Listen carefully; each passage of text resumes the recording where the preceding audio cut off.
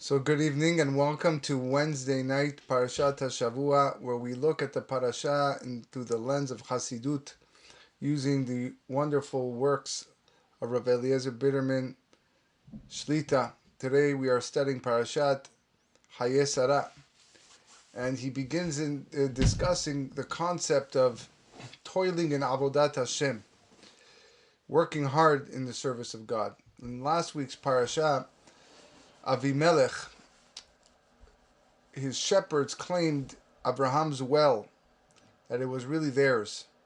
They said they were the ones that dug the well, and they agreed to put it to the test. And Abraham and Avimelech would each go to the well, and to whomever the well water would rise, it would be a sign that it belongs to him. And according to Rashi in last week's parasha, the water rose for Abraham Avinu. It's one of the miracles that happened to Abraham. Also in the desert, we know, based on the Midrash, Miriam's well, that also rose up for them. In this week's parasha, we see something similar.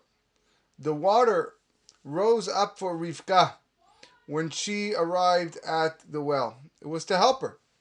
Why? So she shouldn't need to draw up the water from the depths of the well. The pasuk says, "Vayarot ha'eved." Rashi explains that Eliezer ran to Rivka because likrata, he saw the water come up to greet her. And this proved that she was fitting to marry into Abraham's family, because miracles were happening to her just like they happened to Abraham. Truth is, the Midrash writes that all women have to go down and fill up the water from the well. But for Rivka, as soon as the water saw her, the water rose up to her. HaKadosh Baruch Hu said, "You are a sign for your children, just as for you, that as soon as the water saw you, it came up, so too for your children, when the well will see the Jewish nation, it will immediately go up for them." And that's what happened later on in the desert. The Ramban on this episode writes that this miracle, that the water rose up for Rivka, only happened the first time Eliezer saw Rivka. Only when she first filled up the jug. All the other times, the water didn't rise up for Rivka. Rivka had to actually draw the water from the depths of the well in order to give his camels to drink. The Ramban writes, why didn't the miracle occur all the other times? If you're so great that the water is going to rise up, why not continue to happen? Why only the one time?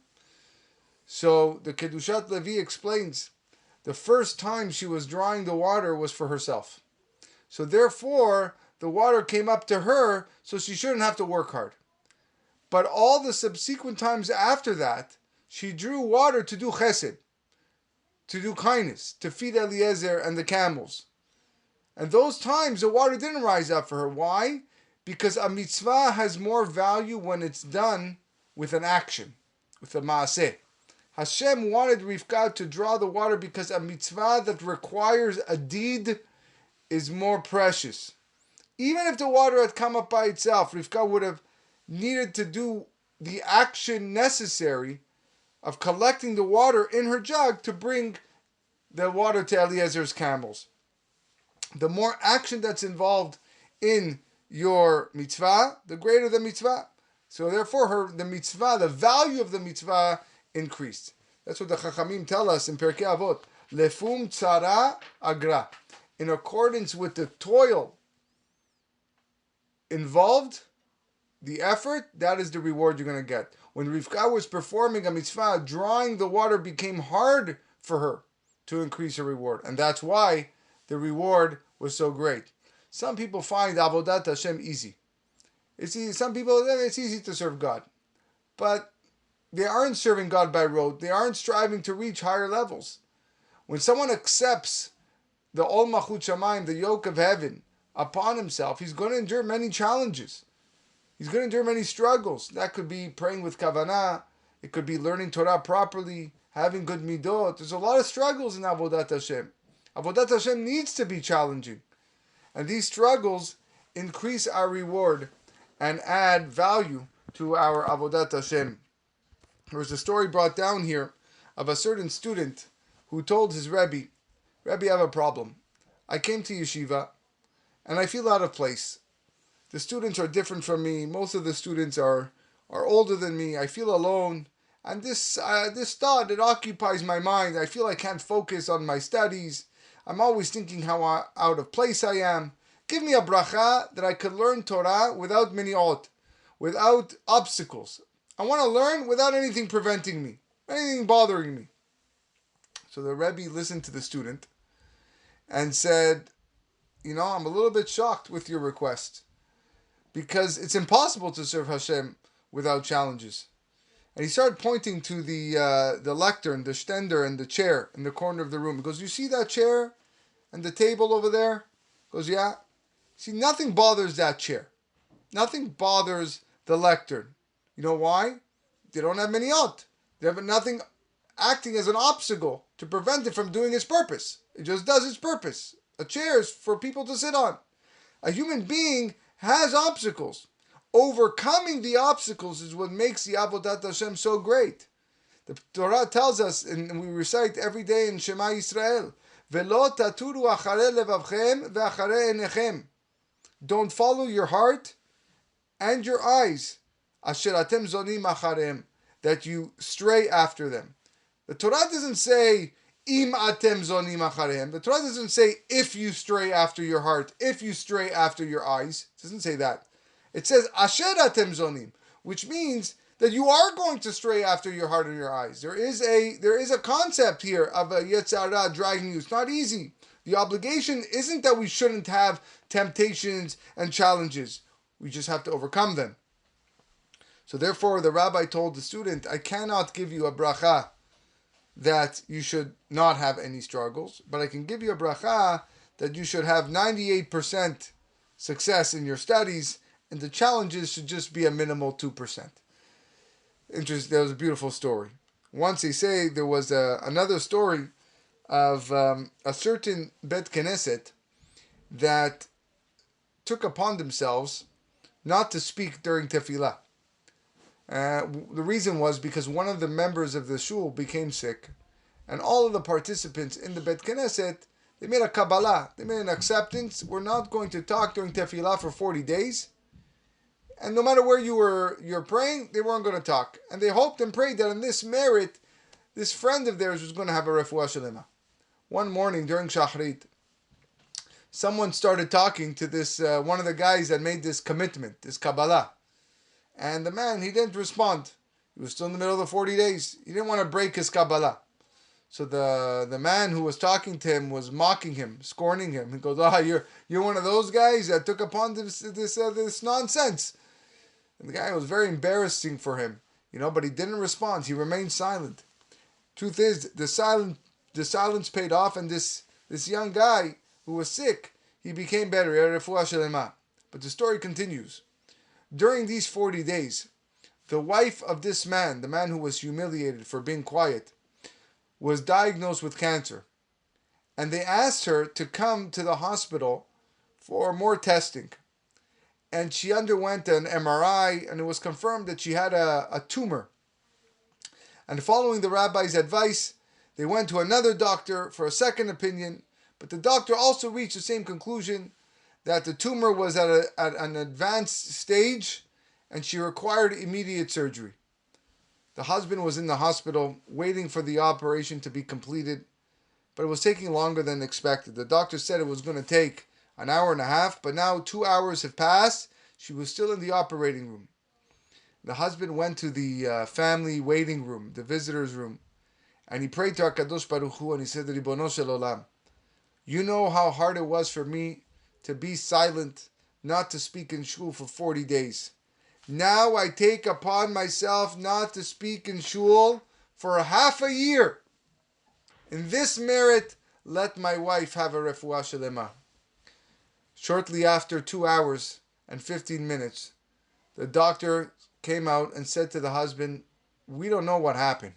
We were certain there was a tumor, but when we operated, we didn't find it. The operation took much longer because we were looking for the tumor that we saw in the tests, in the MRI results, but it's not there.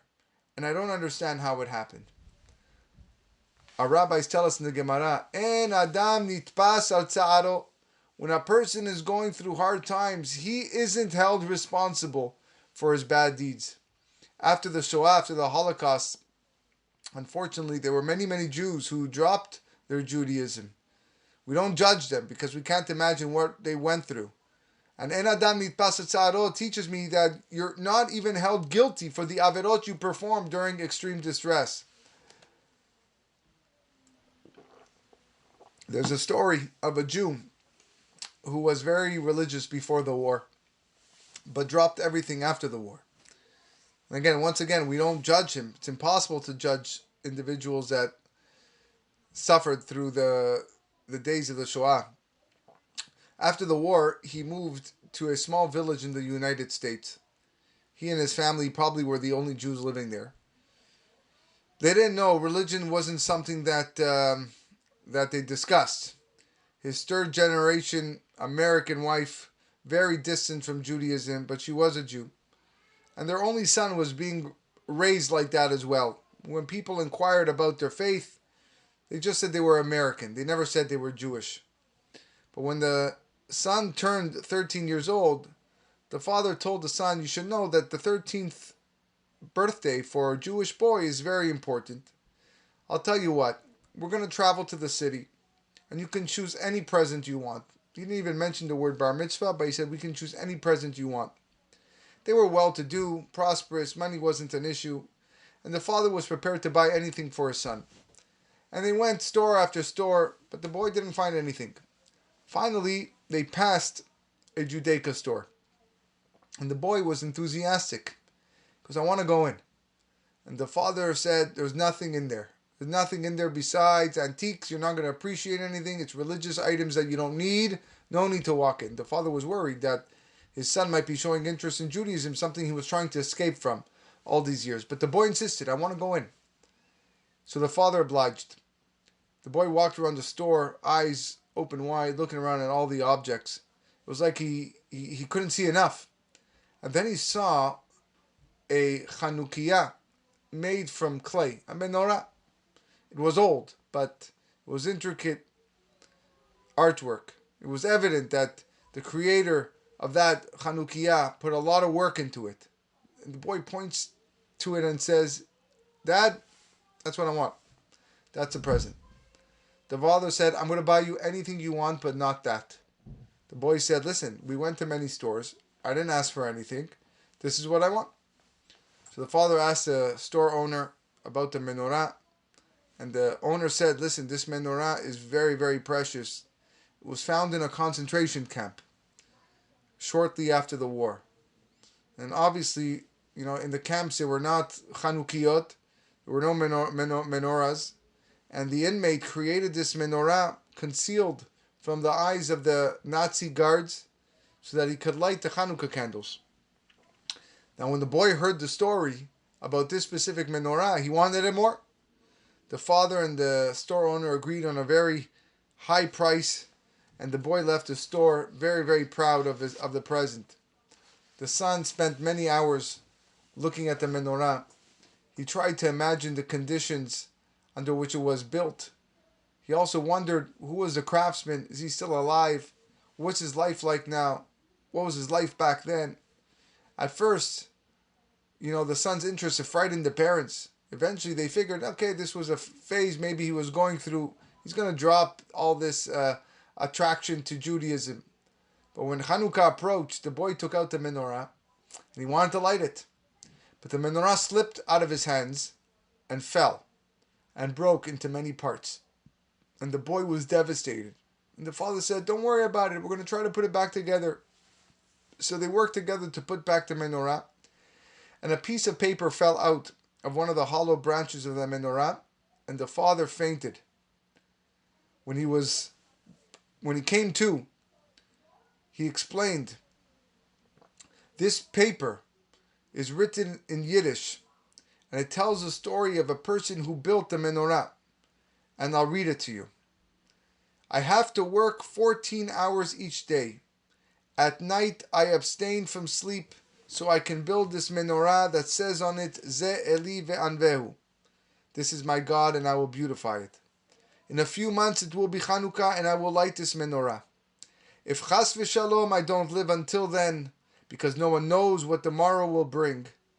I request that whoever finds this menorah should light the candles on Chanukah, and thereby my neshama will also have an aliyah. The letter is signed, and the father read the signature. It was his own name. He had made the menorah years before during the Shoah, and with hashgacha pratit it came back home. The father never did teshuvah, but the story touched his son's heart, and eventually he did teshuvah sheleman. Today he has a family, all of them following Torah and mitzvot. In the camps, the father built a menorah with mesirut nefesh. So when a person serves God with mesirut nefesh, blessings come from it. That's again what Rivka was trying. Why the water didn't come up? I want you to do it because that's a mitzvah. It's toiling in your Avodat Hashem. More ideas of Rivka's greatness in this story. Eliezer conducted a test to determine who is going to be the most fitting wife for Yitzchak. He asked for a sip of water. And he says, if the girl replies, drink and I'm also going to give your camels, then that's Ota ochachta le'avdecha leYitzchak. This is the perfect girl for Yitzchak. Things didn't go exactly as planned. He asked Rivka for water, and she gave it to him. But she didn't mention anything about the camels. Then the pasuk says, when she finished giving water to Eliezer, I will also draw your camels until they finish drinking. She didn't mention the camels until Eliezer finished drinking. Why? So the Or Chaim explains that Rivka acted with even greater Hasidut, with even greater piety than Eliezer was expecting. Rivka didn't tell Eliezer immediately that she will give water to his camels, because she figured that if she told Eliezer right from the beginning that she was going to draw water for the camels, he's going to gulp down his water, and he might drink less than he actually needs to quench his thirst, because he knows that Rivka still has a lot of work to do to give all the water to the camels. Camels drink a lot of water. So therefore, Rivka didn't tell Eliezer her plan, so that Eliezer would drink fully exactly what he needs. After he finished drinking, she said, I will now draw for your camels. When you study the parasha well, you see some amazing aspects of Rivka's generosity and her willingness to do chesed and wonderful things. After Eliezer finished drinking, the Torah tells us that she quickly poured out the jug and she ran to the well. The Shla Kadosh writes that after Rivka gave the water to Eliezer, some of the water remained in the jug, at the bottom of the jug. Now Rivka didn't know what to do with it. If she pours this water for the camels, it'll appear like she compares camels to humans. She gives them both a drink from the same jug. That's not good. On the other hand, to pour the water on the ground is disrespectful. It might imply that since Eliezer drank from the water, maybe the water isn't good anymore. So that's embarrassing and insulting. So what did Rivka do? She acted with wisdom. She ran and rushed and to make it appear that she accidentally dropped the jug, being that she was running, and the water spilled. And that this way Eliezer's honor was maintained. Speaking of Eliezer, he was also a wonderful, amazing human being. At the beginning of the story, Eliezer is referred to as Eved Abraham, a slave. Vayikacha Eved, Vayarotza Eved. Then afterwards he's referred to as Ish, Veha-ish mishta'ela. A man. How did he change from a slave to a man? The answer could be that the change happened when Rivka called Eliezer Adoni, my master. Shte Adoni, drink my master. Eliezer was a slave.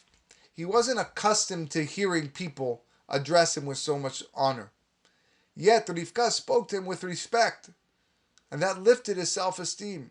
And all of a sudden, he felt like an ish. He felt like a man. And because he felt like a man, the Torah calls him that as well. Rashi tells us, Yafeh sichatan shel avdei avot lifnei hamakom yoter mitoratan shel banim. The conversations of the slaves of the avot are more beautiful than the Torah of the avot's children. Because the parasha of Eliezer and Rivka in this week's Torah portion is written twice in the Torah. Many sections of the Torah itself was given solely in hints. We speak about Lashon Hara. Lashon Hara, there's a pasuk here, a pasuk there. We speak about Shabbat. Yeah, there are a lot of times the Torah mentions Shabbat. But this whole story of Eliezer and Rivka, is like 2.5 columns. So we can learn many lessons from the good conduct of Eliezer's ways. He was Abraham's servant and was influenced by Abraham's pure ways. When Eliezer came to Betuel's house to finally meet Rivka's parents, they brought out food for Eliezer to eat. Eliezer said, I'm not going to speak. I won't eat until I speak with you. The Torah uses the word Adim dibarti devarai. Daber is speaking harshly, in contrast to Omer, which is speaking softly. And the rabbis explain that Eliezer was about to speak harshly to Betuel because they put poison in his food. The Kedushat Levi writes, why didn't Eliezer want to eat before he spoke with them? Because Eliezer suspected that these Reshaim were going to put poison in his food, and they indeed did. So therefore he said, I won't eat until I speak. His intention was that after he speaks, after he speaks out these holy words, the holy words itself are going to protect him from danger. And that's what happened. An angel came, switched the dishes, and Betuel was the one who ate from the poison, and he was the one who ended up dying. He was about to tell them what? He was about to tell them, this is how you treat guests who come to your home? You poison their food? This is something that's normal? Next pasuk, Vayomer Eved Avraham Anochi. The verb used is Vayomer, softly. He didn't speak dibur. He didn't speak harshly like he planned to, but rather it was soft and kind words. He changed his mind. He spoke in gentle, kinder tone. Because Eved Avraham Anochi. You know why? Because I'm Abraham's slave. I was taught to follow the ways of the Torah. I was taught to follow Hashem's ways, and Hashem acts with humility. B'makom gedulato shamata motzei advat nuto. Wherever there's Hashem's greatness, that's where you will find humility. And that's why I'm not going to rebuke them. I will speak to them kindly. Rivka performed many miracles. The Torah tells us, Vayvia Yitzchak ha'oela Sara imo. Rashi explains that when the Torah tells us that Yitzchak took Rivka into the tent of Sara, Vaharehi Sara imo. Rashi says, behold, she was like Sarah, his mother. As long as Sarah lived, the candles burned from Erev Shabbat until Erev Shabbat. There was a blessing in the dough. The cloud was tied onto the tent, and when she died, all these miracles stopped, but when Rivka came, they returned. The well rose toward her, like we said at the beginning of the class. Not only that, Rivka had a blessing in everything she did. Rivka gave a drop of water to the camels and Eliezer, and that drop, believe it or not, was enough for them to drink. Vate'ar kadat el hashoket. After she gave the slave to drink, the jug was still full. Vatishav lekol gemalav. With one drawing of water, believe it or not, she was able to feed both Eliezer and the camels. There is another idea here that I want to share with you tonight, which is, this is also the parasha of Shidduchim, the parasha of matchmaking. Because, like we said, Eliezer is the one who is finding a wife for Abraham's son Yitzchak. And this was really the first kind of shidduch, the first matchmaking we see in our Torah. The Gemara writes that we can prove from the Torah and the Navi and the Ketuvim that Hashem is the one that arranges the Shidduchim.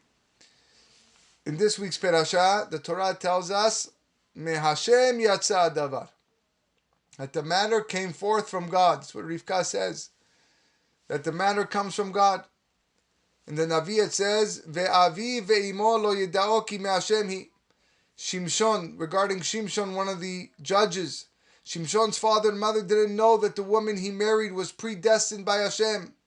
Lo yedao ki me Hashem hi. They didn't know. In Ketuvim it writes, Me Hashem isha maskelet. A wise woman to her husband is from Hashem.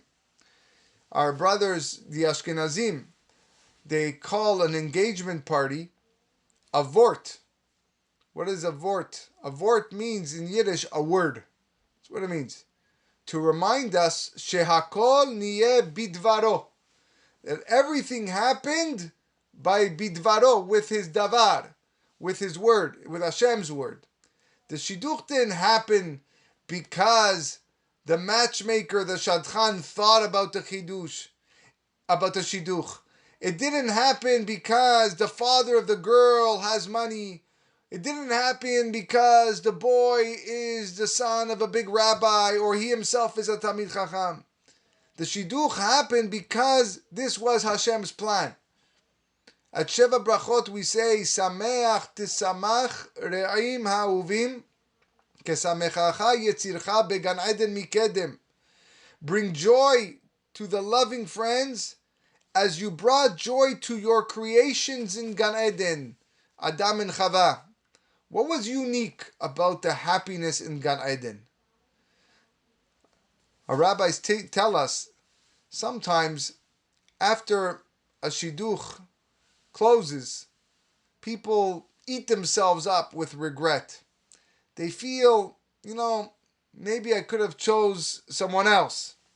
Sometimes they regret not choosing someone else. Maybe I could have chose someone with a better yichus, a better lineage, someone with a bit more money, someone who is more scholarly, someone who is more well-to-do. Adam and Chava didn't have these concerns. They didn't think to themselves, maybe we should have married someone else. Maybe I could have grabbed another girl.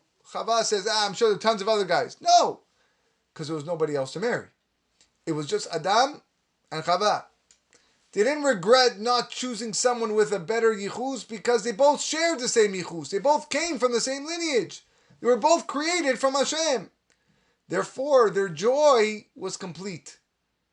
And therefore, we bless the Chatan and Kala at their wedding and the Sheva Brachot, that their happiness should be as complete and as joyous with the belief that their marriage is what Hashem chose for them.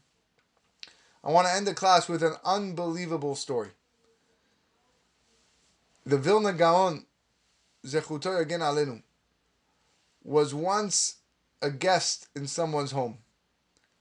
And while he was leaving the house that he was at, he noticed something. And he said to the host, I noticed that every morning you prepare a coffee for your wife, even before you make your own coffee. So I was wondering, why do you do this? Is it because the rabbis say, Mechabadato yoter migufo, that one should honor his wife more than he honors himself? This was the question that he asked. This is what the Vilna Gaon asked his host. Is this the reason why you prepare your wife's coffee before you? So the host said, the answer to your question is the story of my life. He said, when I was 13 years old, I was already a very, very wise student in Torah. I was a Talmid Chacham. And there was a wealthy person who recognized my potential and chose me to be his future son-in-law. Back then, marriages were prearranged, even at a quite young age. And therefore, at 13, there was a wealthy guy who saw this 13-year-old boy and says, you're going to marry my daughter. And the wedding was scheduled for 7 years later, when I would be 20.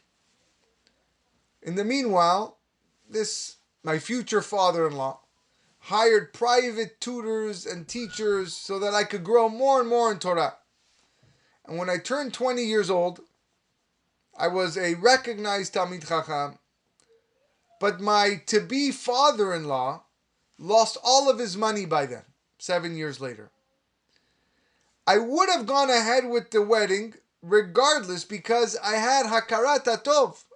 I was grateful to him for hiring the Torah teachers for me all those years. But my father refused to let me go ahead with the shidduch. He said it was a disgrace that I, an accomplished scholar, should marry a poor man's daughter. So, I married a girl from a wealthy family. And soon after we married, I discovered that I have a health problem, which I didn't really know beforehand.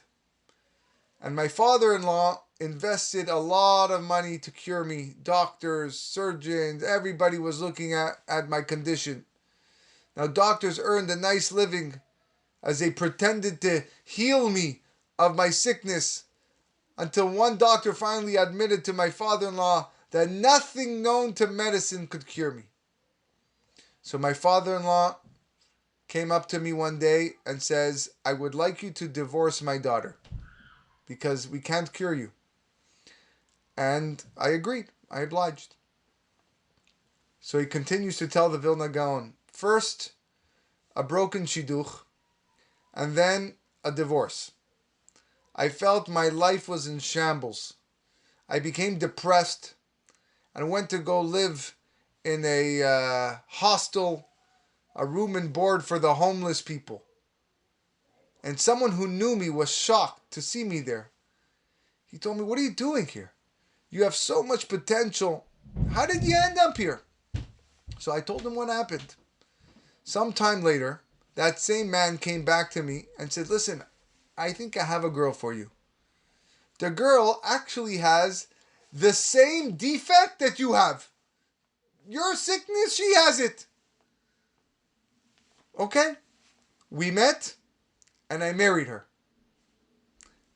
After the wedding, she said to me, I want you to know something. You were born with your illness, but I was born healthy. I developed my health problems later in life. And she explained that she was once engaged to marry a Torah scholar, but since her father lost all of his money, the shidduch was called off, and she became depressed and sick. And I asked her some questions and discovered that I was the first chatan. I was the first groom. She became sick on my account. So, Kvod Harav, Vilna Gaon, doesn't she deserve that I should honor her with a cup of coffee each morning? And the Vilna Gaon said, if I came here only to hear this story, it would have been worthwhile. The Vilna Gaon was so impressed with the story because it's a demonstration that when a shidduch is meant to happen, it will happen, and nothing else will stand in the way. Wishing everyone a wonderful night.